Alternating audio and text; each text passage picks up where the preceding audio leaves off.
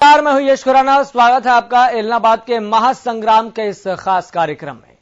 अपने नाम से शहरी सा लगने वाला इलाहाबाद खुद में आज भी ग्रामीण संस्कृति को समेटे हुए है। इलाहाबाद कस्बे को छोड़ दिया जाए तो इस विधानसभा हलके में 75 से ज्यादा गांव हैं, जहां लोग अब एक बार फिर अपने प्रतिनिधि का चुनाव करने को तैयार हैं। अधिकतर किसानी से जुड़े परिवारों के लिए सेहत, शिक्षा, रोजगार, विकास समेत तमाम तरह की दिक्कतें भी अहम मुद्दा है, यानी कि बुनियादी मुद्दा यहां पर जोरों पर है। इन समस्याओं के समाधान के लिए जनता एक बार फिर 30 अक्टूबर को मतदान केंद्रों पर पहुंचेगी। लोगों की सहूलियत के लिए चुनाव आयोग ने भी अपनी पूरी तैयारी कर ली है। हलके में 211 मतदान केंद्र बनाए गए हैं। इनमें से 33 बूथ शहरी क्षेत्र में बनाए गए हैं, जबकि ग्रामीण क्षेत्रों में 178 मतदान केंद्रों पर पुख्ता व्यवस्था की गई है। चुनाव क्षेत्र में सुरक्षा व्यवस्था के लिए 34 कंपनियां बुलाई गई है। इसके अलावा 2 एसपी, 2 डीसीपी, 2 डीएसपी सहित दूसरे जिलों से 300 पुलिस के जवान भी बुलाए गए हैं। प्रशासन की तैयारियों के बीच 1,86,000 मतदाता अपने मत का इस्तेमाल करेंगे। जनता की वोटिंग के बाद ईवीएम में बंद प्रत्याशियों की किस्मत का फैसला 2 नवंबर को होगा।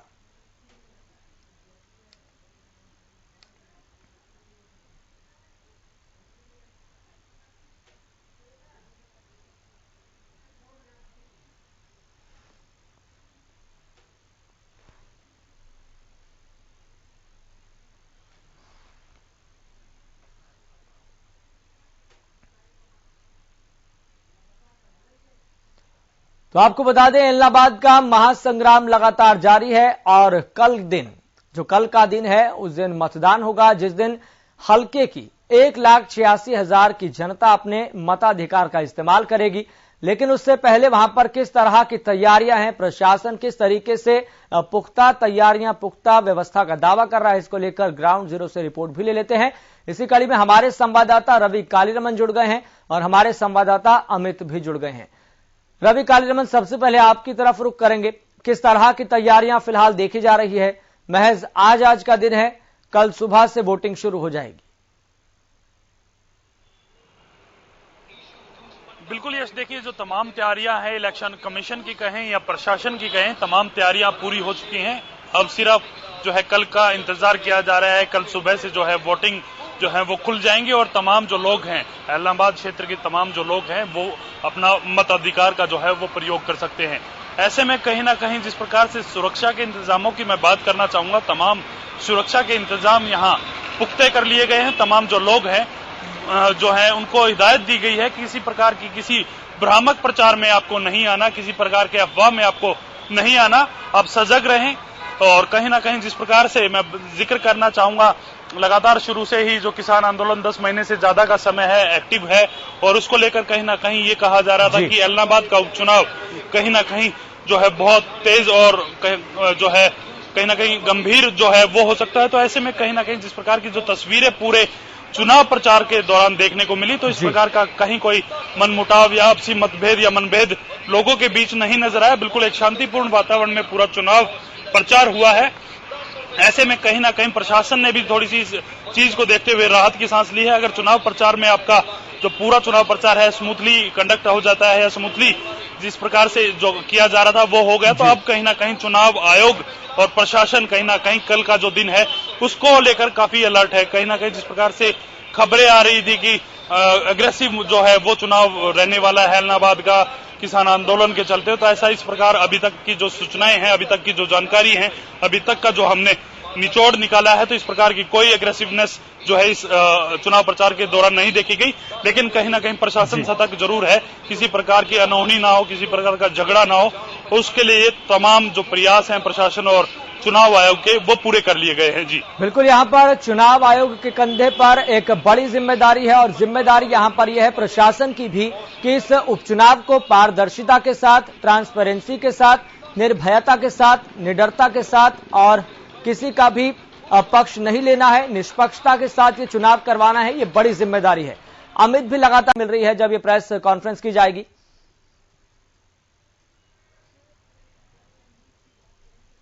बजे का समय दिया गया है और उसमें भाजपा के जो उपचुनाव प्रभारी बनाए गए हैं सुभाष बराला, वे इसमें मौजूद रहेंगे और साथ ही साथ बिजली मंत्री रणजीत सिंह चौटाला और जेजेपी के जो राष्ट्रीय अध्यक्ष हैं अजय सिंह चौटाला और प्रदेश अध्यक्ष निशांत सिंह यहाँ मौजूद इस प्रेस कॉन्फ्रेंस में रहने वाले हैं। तो इस महत्वपूर्ण प्रेस कॉन्फ्रेंस को इसलिए भी माना जा रहा है क्योंकि ठीक मतदान से एक दिन पहले यह प्रेस कॉन्फ्रेंस होने जा रही है और तमाम जो नेता हैं गठबंधन के वे इसमें मौजूद हैं। तो निश्चित रूप से कोई बड़ा खुलासा, कोई बड़ी जानकारी, कोई अहम जानकारी जो चुनाव से संबंधित हो उसको लेकर यह जरूर यहाँ खुलासा हो सकता है, ऐसी संभावना जताई जा रही है। और सबसे बड़ी बात है कि चुनाव की तरह तो प्रशासन की ओर से भी पूरी तरह से जो तैयारी यहाँ की गई है, जो तैयारी यहाँ की गई है, अगर पूरे मतदान की प्रक्रिया की बात करें तो 121 संवेदनशील और अति संवेदनशील बूथ जो है वो चिन्हित किए गए और वहां पैरामिलिट्री फोर्सेज के जवान तैनात रहेंगे, साथ साथ हरियाणा पुलिस के जवान तैनात रहेंगे। टोटल 211 में से 121 बूथ का अति संवेदनशील और संवेदनशील के दायरे में रखा जाना बड़ी बात है और इसी के लिए प्रशासन भी सजग और सतर्क है ताकि फ्री एंड फेयर इलेक्शन है वो करवाए जा सके।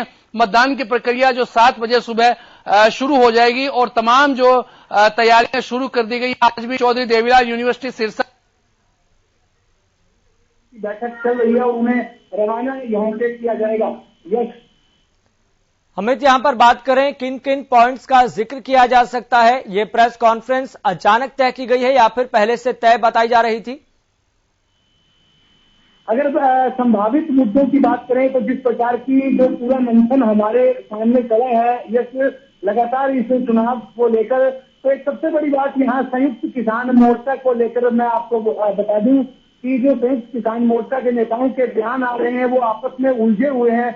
दरअसल गुरनाम सिंह चरूनी जो जब आए तो वे तमाम जो नेताओं की, तमाम पार्टियों की खामियां गिनवाते हुए चले गए और स्पष्ट कर गए कि अपने विवेक से जनता अपने वोट का इस्तेमाल करें और साथ साथ जो इनेलो पर भी उन्होंने आरोप लगाए कि कोई यहाँ दूध का धुला हुआ नहीं है। अगर इनेलो की बात करें तो कंडेला कांड जैसे उन्होंने कांड गिनवाए और गोलियां चलवाई गई और उसके साथ किसान मारे गए, तो इस तरह की बातें गुरनाम सिंह चरूनी ने उठाई थी। साथ साथ कादमा गोलीकांड का भी जिक्र किया। तो तमाम नेताओं पर गुरनाम सिंह चरूनी का निशाना था और साथ ही साथ एलनाबाद हल्के के किसानों से, लोगों से गुरनाम सिंह चरूनी की यही अपील थी कि वोट जो है अपने विवेक से दें। कोई एक किसी पार्टी या किसी का दल का विशेष का नाम उन्होंने समर्थन के लिए नहीं लिया। दूसरी ओर राकेश टिकैत आए, उन्होंने झोला का एक मैसेज रखा लोगों के सामने, वो भी उस पर भी जो है सवाल उठ गए हैं क्योंकि रात को जो है बलवीर सिंह राजेवाल बड़े किसान नेता, बलवीर सिंह राजेवाल बड़े किसान नेता हैं, उनकी ओर से बयान जारी किया गया। उनका वीडियो में एक बयान जारी हुआ जिसमें उन्होंने स्पष्ट कर दिया कि कोई किसी का समर्थन नहीं करता, संयुक्त किसान मोर्चा राजनीतिक बात नहीं करता। जिन लोगों ने गलतफहमी फैलाई है उसके खिलाफ कड़ी कार्रवाई जो है वो की जाएगी और जो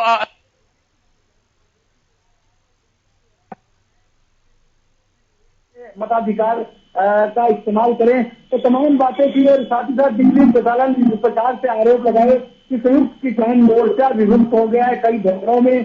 तो यह एक बड़ा सवाल था। एक विकल्प प्रचार किसान नेता है, वो भी अपने आप को संयुक्त किसान मोर्चा से जुड़े हुए बताते हैं, शाम मैदान में हैं और उन्होंने भी कहा कि जो बिक गए हैं कुछ नेता संयुक्त किसान मोर्चा के और इस प्रकार के बयान दे रहे हैं। तो तमाम बातें हैं, इनको लेकर जरूर यह मसला प्रेस कॉन्फ्रेंस में उठने वाला है कि संयुक्त किसान मोर्चा के अलग अलग धड़ों की क्या भूमिका उपचुनाव में रही। तमाम यह बातें उठेंगी और इसके अलावा अगर बात करें तो कुछ जो अहम जानकारियां, कोई एक अभय सिंह चौटाला का जैसे बयान आया उसमें हिंसा फैलाने की जो एक बयान है वो वायरल है, उसको लेकर भी जो है जरूर जो गठबंधन के नेता चर्चा करेंगे। इसके अलावा किस प्रकार की तैयारी है, क्या दावे प्रतिदावे हैं, तमाम बातें इस प्रेस कॉन्फ्रेंस में उठने वाली हैं। देखने वाली बात होगी कि सुभाष बराला के साथ साथ अजय सिंह चौटाला की मौजूदगी और रणजीत सिंह चौटाला की मौजूदगी में क्या नई बातें खुलकर आती हैं। फिलहाल जो जानकारी मिली है वो यही है कि इसमें संयुक्त किसान मोर्चा की जो भूमिका रही है, जिसे नकारात्मक भूमिका अगर कहा जाएगा तो वो कही जा सकती है, क्योंकि अलग अलग नेताओं के अलग अलग बयान आए और वो मतदाता उससे एक भ्रमित जी, मतलब चुनावी प्रचार और प्रसार के बाद ये प्रेस कॉन्फ्रेंस बेहद महत्वपूर्ण रहने वाली है और इस प्रेस कॉन्फ्रेंस पर हरियाणा न्यूज की भी नजर लगातार बनी हुई है। जैसे ही बड़ी जानकारी सामने आएगी सबसे पहले आपको अवगत कराने का काम करेंगे। लगातार आप रवि बने रहिए हमारे साथ, अमित आप भी बने रहिए। बरकां के किसान नेता विकल्प आचार ने किसान आंदोलन और किसान नेता राकेश टिकैत और चढ़ूनी पर जमकर निशाना साधा और कहा कि किसान आंदोलन के नाम पर ये लोग राजनीति कर रहे हैं। पचार ने टिकैत पर अभय चौटाला ने 60 लाख में सौदेबाजी का आरोप लगाया। वहीं चढ़ूनी पर आरोप लगाते हुए कहा कि वह कांग्रेस के लिए प्रचार कर रहे हैं। विकल्प आचार ने इस दौरान कहा कि एलनाबाद उपचुनाव में 5 से 10 लोगों की मौत हो सकती है।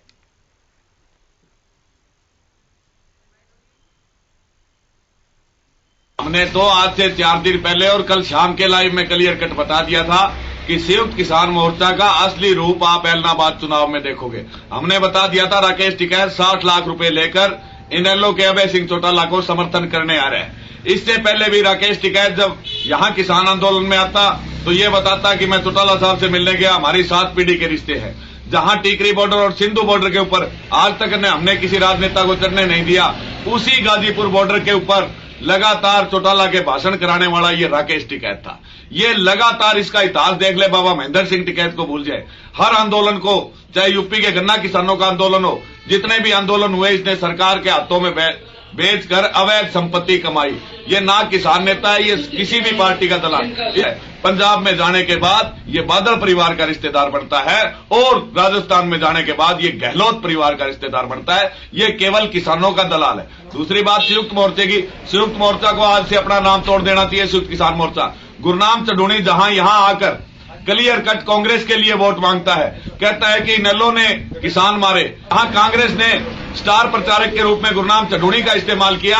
आज 60 लाख रुपए के लिए पूरे किसान संयुक्त मोर्चा को बेचने का काम राकेश टिकैत ने नाथुश्री चोपता और एलनाबाद के अंदर कराया है, जो कि किसानों के दर्द को 750 किसानों की शहादत है यार, 750 किसानों ने जान दी। और इस राकेश टिकैत का चेहरा तो उसी दिन बेनकाब हो गया था जब लखीमपुर खीरी में हमारे 4 साथियों को गोली और गाड़ियों के नीचे कुचला गया। जब हमें लखीमपुर खीरी में बाकी जो देश के ओरिजिनल किसान नेता थे वो जाने लगे तो उन्हें रोका गया और रातों रात Z+ सिक्योरिटी देकर राकेश टिकैत को लखीमपुर खीरी ले जाया गया ताकि वो मामला लंबा ना बढ़े।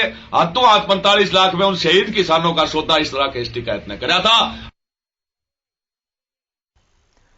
तो एलनाबाद उपचुनाव और एलनाबाद के महासंग्राम को लेकर वार पलटवार का दौर भी जारी है। जिस तरीके से अब ये बयान सामने आया विकल्प आचार का, कहीं ना कहीं एक बड़ा सवाल खड़ा करता है। रवि आपकी ओर रुख करेंगे। जिस तरीके से यहां पर विकल्प आचार ने सीधे तौर पर यह कह दिया कि अभय चौटाला ने राकेश टिकैत को 60 लाख में खरीद लिया है और राकेश टिकैत उनके लिए प्रचार कर रहे हैं और जो दूसरे विपक्षी दल हैं उनके लिए दुष्प्रचार कर रहे हैं। फिलहाल यहां पर चुनाव आयोग की क्या भूमिका है? चुनाव आयोग ऐसे बयानों को कितनी गंभीरता से ले रहा है?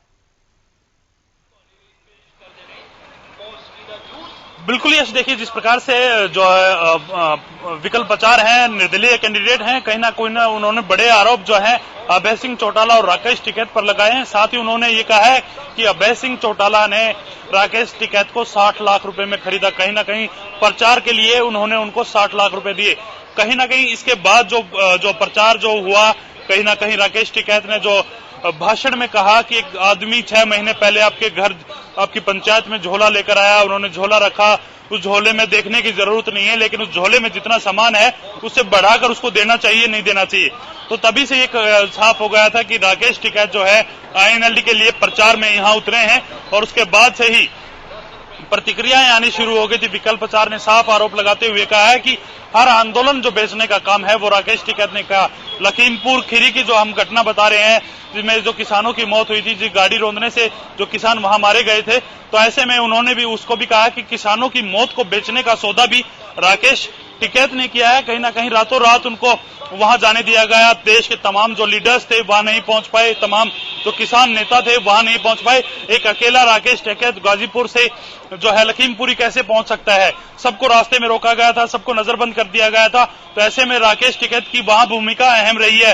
राकेश टिकैत ने उन लोगों का जो है कहीं ना कहीं उनको बेचने का काम किया, उन किसानों को बेचने का काम किया। 750 से ज्यादा जो किसान इस आंदोलन में शहीद हुए उनको बेचने का काम किया। साथ ही साथ उन्होंने ये बड़ा आरोप ये भी लगाया है कि राकेश टिकैत हर आंदोलन को बेचने का काम करते हैं। यूपी में गन्ना आंदोलन की बात कर ले या कोई और आंदोलन, तो तमाम आंदोलन को बेचने की बात जो है राकेश टिकैत करते हैं, काम राकेश टिकैत करते हैं। और साथ ही उन्होंने यहां तक कहा है कि अगर राकेश टिकैत यूपी में होते हैं तो योगी के रिश्तेदार होते हैं, हरियाणा में होते हैं तो चौटाला के रिश्तेदार होते हैं, और पंजाब में होते हैं तो बादल के रिश्तेदार होते हैं। तो ऐसे गंभीर आरोप जो एक कैंडिडेट है इलाहाबाद उपचुनाव का वो लगा रहा है, तो कहीं ना कहीं अब चुनाव आयोग भी इस पर कोई ना कोई सुनवाई इसकी जरूर करेगा। और इस हिसाब से अगर उनके पास कोई तथ्य होते हैं, कोई सबूत होते हैं, तो विकल्प प्रचार से मांगे जाएंगे और इस पे आगे की जो कार्रवाई है वो की जाएगी। हालांकि जो ये किसान आंदोलन की भूमिका रही है, ये कहीं ना कहीं सवालों के घेरे में अब आती हुई नजर आ रही है कि जी बिल्कुल इस तरह के गंभीर आरोप कहीं ना कहीं प्रदेश का सियासी पारा जो है वो बढ़ाने का काम करते हैं, और सियासी पारा पूरी तरह से बढ़ चुका है। महज आज का समय है और कल सुबह से वोटिंग होनी है, लेकिन इस तरह के बयान कहीं ना कहीं एक गंभीर मसला पैदा करते हैं, और इसमें चुनाव आयोग की क्या भूमिका रहती है ये भी देखने वाली बात है। लेकिन इस तमाम तरह की बयानबाजियों को लेकर, इन गंभीर आरोपों को लेकर लोगों का नजरिया क्या है, लोगों का दृष्टिकोण क्या है, ये भी जान लेते हैं।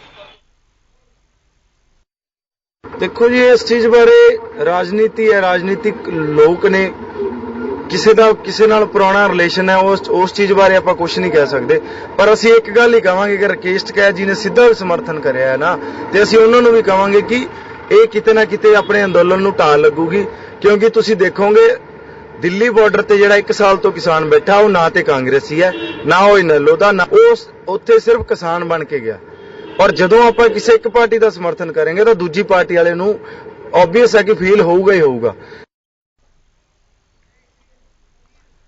तो बयानबाजी एक तरफ है और गंभीर आरोप एक तरफ है, लेकिन किसान नेता बलबीर सिंह राजेवाल ने एक बयान को जारी किया है। इलाहाबाद के लोगों से अपील भी की है कि उपचुनाव में संयुक्त किसान मोर्चा ने किसी भी पार्टी का समर्थन नहीं किया है। एक तरह से स्पष्टीकरण दिया गया और कहा कि अगर कोई गलतफहमी फैला रहा है तो इस बात का आप ध्यान रखें। और राज्यपाल ने लोगों से अपील भी की है कि इलाहाबाद के मतदान अपने विवेक से जो वोट करें। तो राज्यपाल के बयान से किसान मोर्चा में फूट जग जाहिर हो गई है।